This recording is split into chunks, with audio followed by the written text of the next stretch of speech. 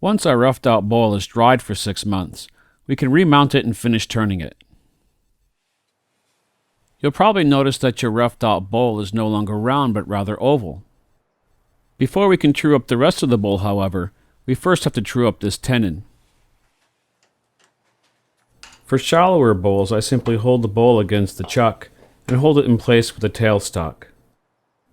I'm not concerned about marring the inside of the bowl at this point, since we'll be cutting it away later.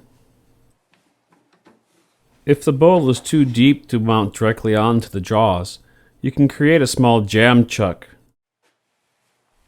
My jam chuck screws into the worm screw that came with my 4-jaw chuck. You could also turn a tenon into the back side of the jam chuck and mount it directly into the jaws.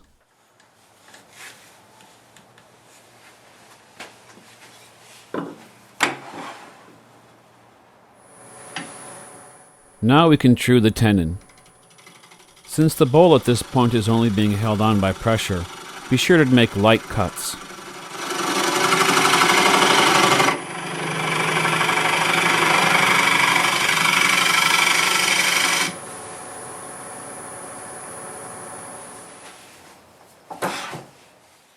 With the tenon trued up, we can now flip around the bowl and mount it into the chuck.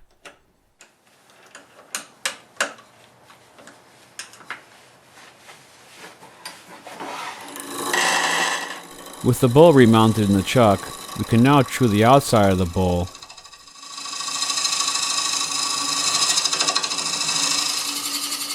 and refine our final profile. And after truing up the rim, we can focus on truing up the inside of the bowl and taking the bowl down to its final thickness. From this point on, there's no difference between having started with green wood and having started with wood that was already dry. A little sanding, a little more sanding, a little more sanding, and still some more sanding. All that's left now is to clean up the foot. To do this, I like to mount it back into my jam chuck. Only this time I'll put a piece of neoprene between the bowl and the jam chuck to keep it from marring. You can also use a piece of rubber or some leather.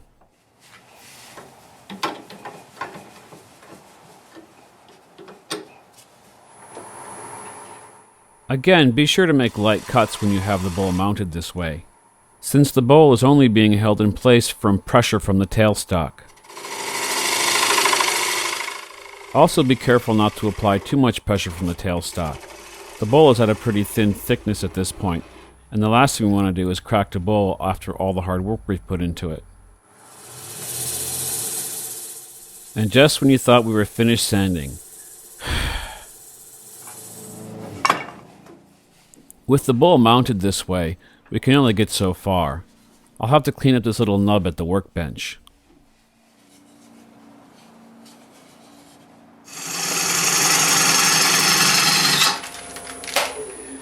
Always great fun making those linguine shavings.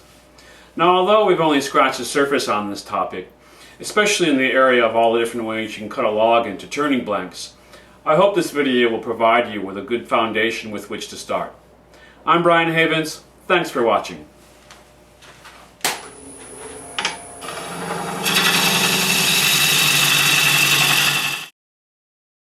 For more information on reclaiming urban lumber and turning green wood in general, look for this video on the video page at my website.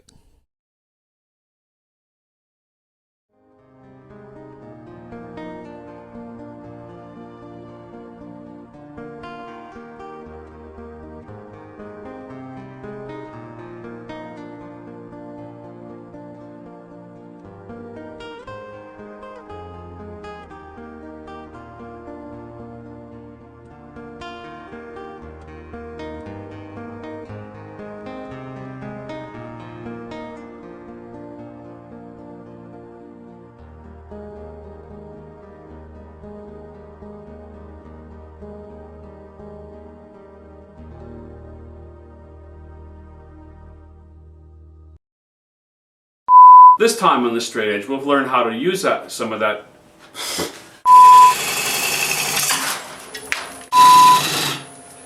My notes fell.